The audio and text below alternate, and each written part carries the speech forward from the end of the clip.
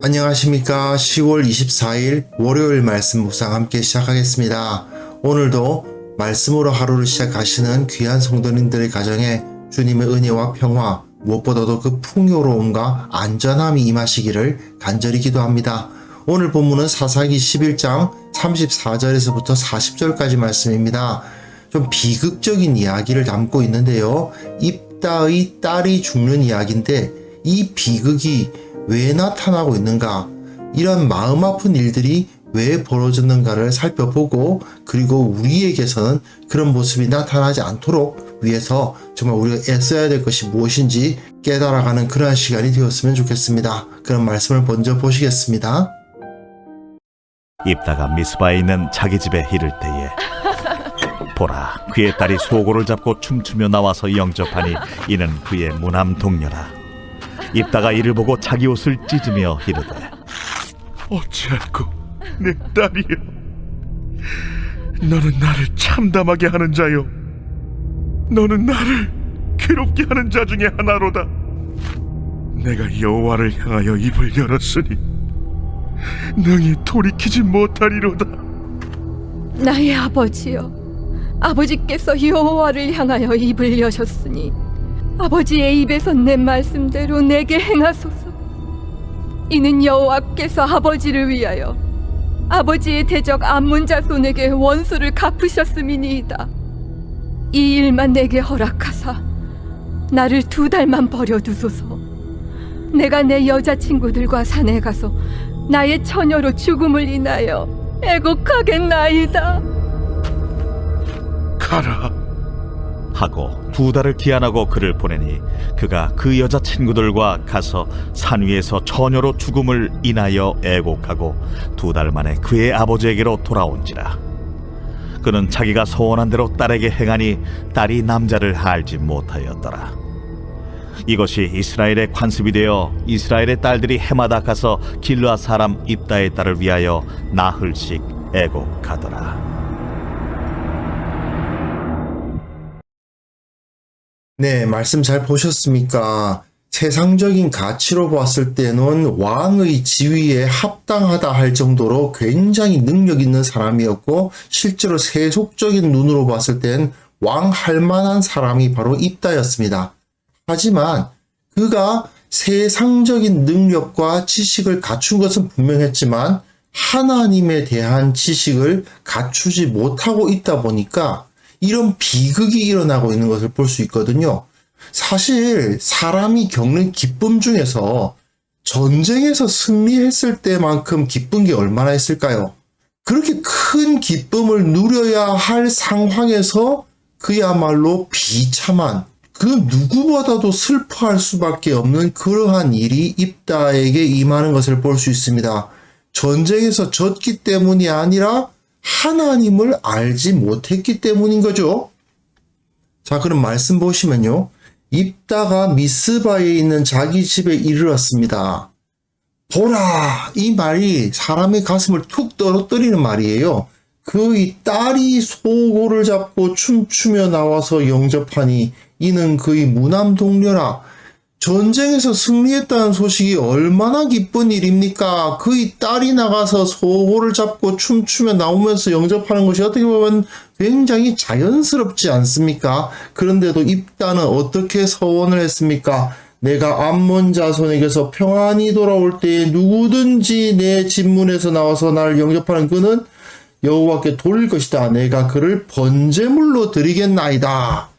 이건 그 자체로 지난 토요일에도 제가 말씀을 드렸습니다만은 하나님께서 정말 싫어하시는 거죠. 그런데 이런 행동을 하겠다라고 말한 겁니다. 한번 레위기 보시면요. 인신제사에 대해서 이야기하고 있는데 몰렉에게 자녀를 주는 것은요. 내 하나님의 이름을 욕되게 하는 거예요.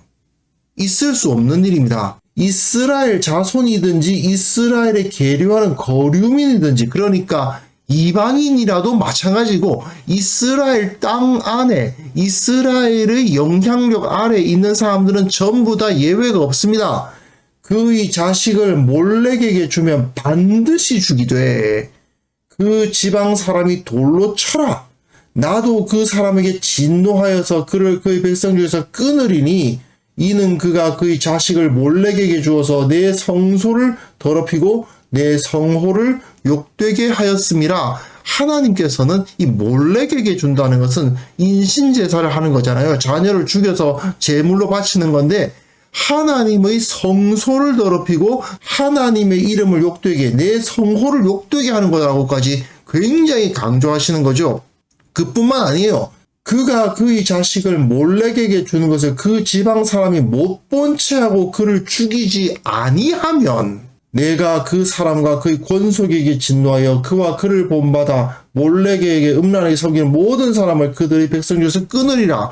내가 몰렉에게 그런 제사를 하는 게 아니고 다른 사람이 그런 짓을 하는 것을 보았다 하더라도 무조건 잡아서 죽여버려야 돼요. 그러한 행위를 이스라엘에서는 절대로 내버려 두어서는 안 됩니다. 있을 수가 없는 일이에요. 그런데 이런 어처구니 없는 서원을 했었단 말이죠. 그러면서 뭐라고 말합니까? 너 왜 나왔냐 이런 식이죠. 자기가 잘못해놓고 딸에게 탓을 합니다.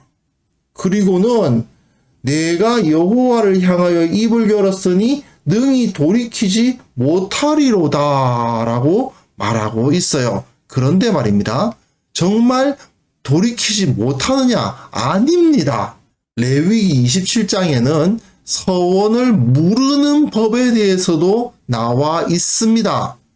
20살로부터 60살까지 남자면 성소 세겔로 은 50세겔, 여자면 그 값을 30세겔로, 5살로부터 20살까지는 남자면 20세겔, 여자면 10세겔. 그러니까 이 아이 대신 성소에 은 10세겔을 바치면 돼요. 사실은 작은 돈은 아닙니다. 꽤 큰 돈이에요.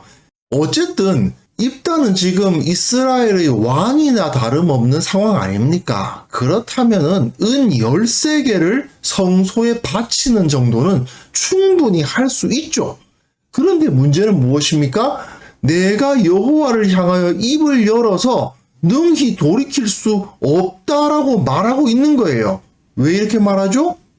모르니까. 다른 종교에서는 이런 규정이 없거든요. 우리 하나님의 법을 보면 이렇게 좀 물렁한 부분이 있죠. 물렁하다 싶지만 원칙을 지키는 것입니다. 하나님은 절대로 인간의 생명을 무가치하게 여기시는 분이 아니십니다. 그러니까 혹시라도 무지한 자가 무지한 중에 하나님 앞에 이런 어처구니 없는 얼토당토하는 서원을 했다. 이거 어떡하나? 돈으로 갚아라. 이렇게 다 갚는 법까지 다 만들어 놓으신 거예요. 꽤 큰 돈이긴 하지만 어쨌든 간에 내가 잘못 서원을 했으니까 그것을 돈을 모아서 바침으로써 자기 딸의 생명을 충분히 살릴 수 있었습니다. 딸이 그에게 이르되 나의 아버지여, 아버지께서 여호와를 향하여 입을 여섰으니 아버지의 입에서 낸 말씀대로 내게 행하소서. 이 딸의 말을 보십시오.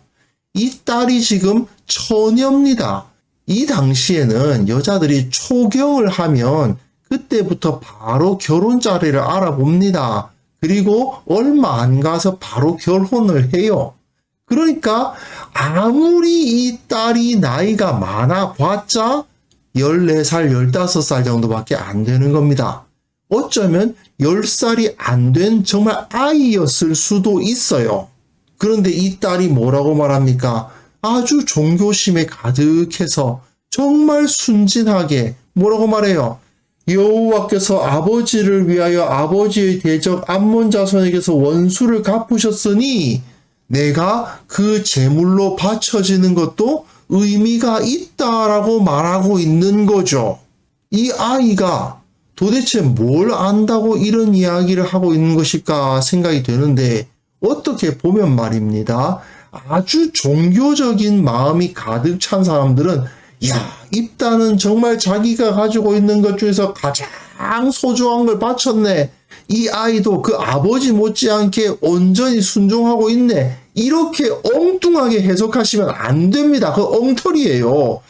이거는 한마디로 말해서 굉장히 경건한 것 같이 보이지만 굉장히 헌신적인 것처럼 보이지만 말씀대로 이루어지지 않음으로 인해서, 말씀에서 가르치고 있는 바를 따르지 않음으로 인해서 벌어지는 그야말로 비극적인, 하나님께서는 내 성호를 더럽히는 행위라고 싫어하시는데 그거를 행하면서도 하나님 앞에 온전히 바치는, 여호와를 향하여 입을 여섰으니까 그 말씀대로 행해야 된다는 이런 소리를 하고 있는 어처구니 없는 일들이 벌어지고 있었다 하는 것을 보여주는 거죠.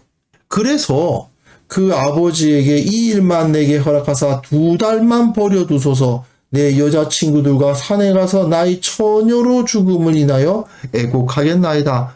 2달만 내 친구들과 보낼 수 있는 시간을 달라. 이렇게 이야기를 하고 있는 거죠. 해석하기에 따라서 이 입다의 딸이 죽은 것이 아니라고 해석하는 경우도 있습니다. 왜냐하면 원어에는 죽음이라는 이 단어들이 없어요. 죽었다는 말이 없고 나의 처녀됨을 인하여 애곡한다 라고만 되어 있어요. 그러니까 어떤 해석자들은 실제로 죽이지 않았다. 딸은 틀림없이 결혼하지 않는 마치 수녀들처럼 독신으로서 평생을 보내도록 성소에 바쳐진 것이다 라고 주장하시는 분도 계세요. 문제는 이거죠. 그는 자기가 서원한 대로 딸에게 행했다. 자기가 서원을 어떻게 했습니까? 번제물로 바치겠다고 서원을 했잖아요. 그러니까 도대체 이게 뭘까? 상당히 좀 해석하기에 어려움이 있습니다. 확실하게 뭐다라고 말하기는 어렵습니다. 그러나 굳이 퍼센트를 말하자면은 65대 35 이 정도로 실제로 번제를 행했을 가능성이 조금 더 높아 보이긴 해요. 왜냐하면 애곡한다라는 이런 표현도 그렇고, 그리고 굉장히 슬픈 분위기가 여기서 흐르고 있기 때문에 실제로 번제를 행했을 것 같다는 생각은 들지만 그건 중요한 건 아니에요. 중요한 건 바로 하나님께서 전혀 원하지 않으시는 서원을 했고, 그리고 그것이 마치 하나님 앞에서 진정한 경건인 양 생각하는 이 무지가 얼마나 심각한 문제를 일으키는가, 이것을 사사기 기자가 이 이야기를 통해서 우리에게 말해주고 있는 거죠. 즉 우리가 하나님을 온전히 섬긴다고 했을 때 말씀을 모르는 것은 용서될 수 있는 게 아닌 겁니다. 무지는 무죄가 아니에요. 하나님을 섬기는 사람은 반드시 하나님께서 무엇을 원하시는지, 하나님께서 우리에게 뭘 가르치셨는지, 어떻게 살라고 하셨는지를 알아야 됩니다. 법을 다루는 사람이 법을 모르는 것은 죄고요. 의사가 의술을 모르는 것도 죄고요. 목사가 신학을 모르는 것도 죄고요. 그리스도인들이 하나님의 말씀을 알려고 하지 않는 것도 죄입니다. 우리는 하나님의 말씀을 알려고 최선을 다해야만 합니다. 물론 어떻게 그걸 완벽하게 다 알 수 있겠습니까? 라고 말하실 수는 있겠습니다. 그러나 중요한 것은 계속해서 우리가 멈추지 않고 하나님의 말씀을 알기 위해서 노력해야만 된다는 거, 이거를 우리는 첫 번째로 기억해야만 됩니다. 인간적인 능력이란 것이 가지고 있는 한계를 우리가 설정해야만 돼요. 입다가 왜 그런 서원을 했나요? 사실 하나님하고 협상한 거 아닙니까? 길르앗 장로들하고 암몬의 왕하고 협상하는 거 보면 참 잘했어요.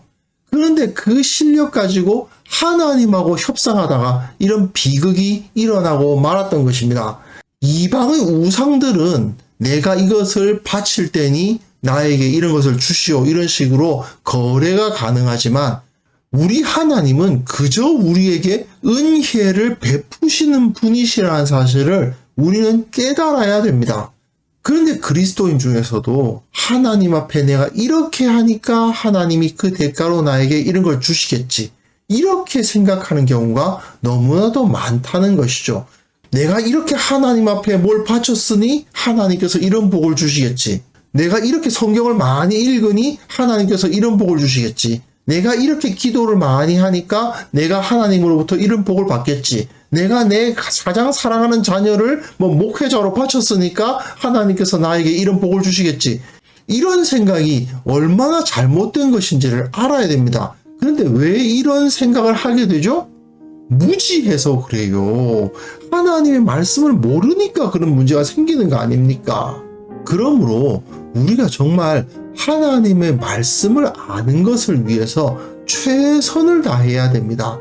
내 삶을 통해서, 나의 모든 시간을 통해서 주님을 알고 주님을 닮아가고 주님을 따르기 위해서 노력하는 자가 되어야만 됩니다. 그래서 이 시간 함께 기도하실 때에 말씀을 알게 하여 주옵소서. 우리 교회가 거짓에 흔들리지 않게 하여 주옵소서. 한국교회의 모든 목회자들, 모든 리더들, 모든 성도들이 하나님의 말씀에 충만하게 하옵소서. 함께 기도하는 시간을 가졌으면 합니다.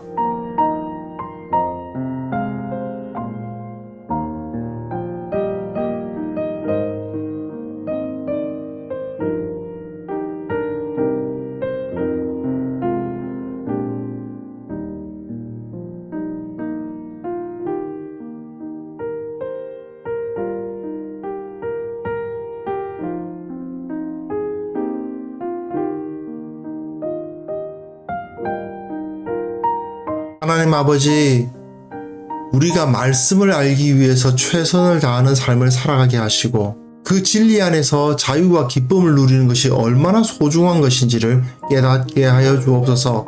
아버지, 말씀을 깨닫고 말씀 안에서 거하고 그것을 통해서 세상 가운데 변화를 일으키고 예수 그리스도의 능력을 나타내는 그러한 삶을 우리가 살아갈 수 있기를 원합니다. 특별히 우리 교회가 거짓에 의해서 흔들리는 일이 없도록 도와주시고 늘 주님의 진리 안에서 생명력을 누리는 그러한 참된 공동체가 될 수 있도록 주께서 은혜를 베풀어 주옵소서. 아버지, 특별히 원하옵기는 이 한국 교회를 위해서 기도합니다.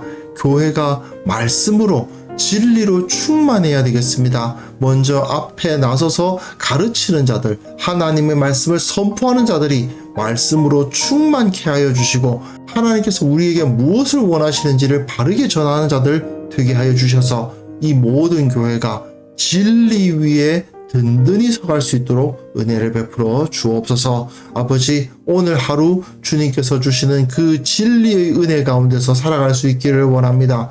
말씀대로 살아감으로 말미암아 주님께서 나에게 능력 주셨음을 경험하는 그러한 하루가 될 수 있기를 원하옵고 참으로 이 세상을 이기고 참으로 이 세상에서 주님께 영광 돌리는 하루가 되게 하여 주옵소서. 주께서 홀로 영광 받아 주시기를 원하옵고 예수님의 이름으로 기도합니다. 아멘.